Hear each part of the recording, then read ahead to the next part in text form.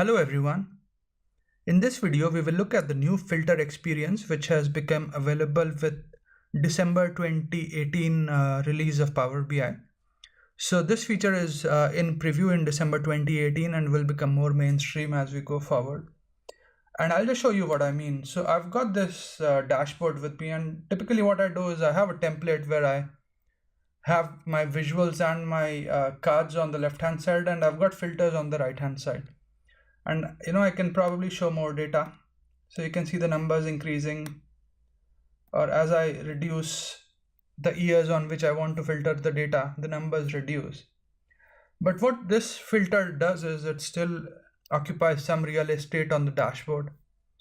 We could probably have used this to show some other cards or some other visuals.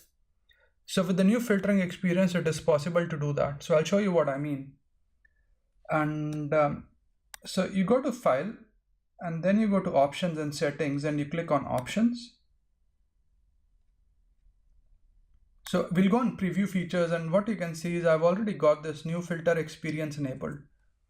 So when you check it for the first time, it will ask you to, or prompt you to restart Power BI Desktop. So this feature becomes enabled, so you will need to do that. And once you've clicked here, you need to go on to, so these are the global settings, and then for the file level settings, you go to Report Settings, and you enable this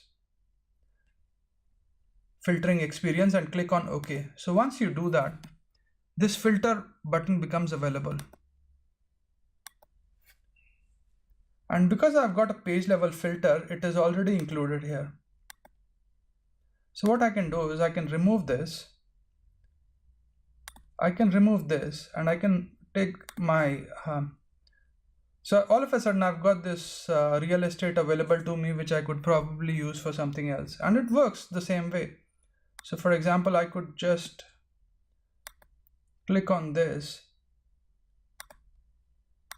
and select, let's say, 2015 only, and it's filtered the data, and so I just move that. And this thing also is available in the Power BI online.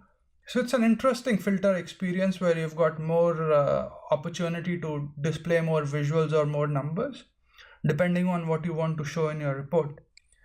So I hope you find this feature useful and you experiment with it. And yeah, thanks for watching this video, and please do subscribe to my channel if you enjoy what I'm doing. I hope you enjoyed this video. Yeah, thanks a lot.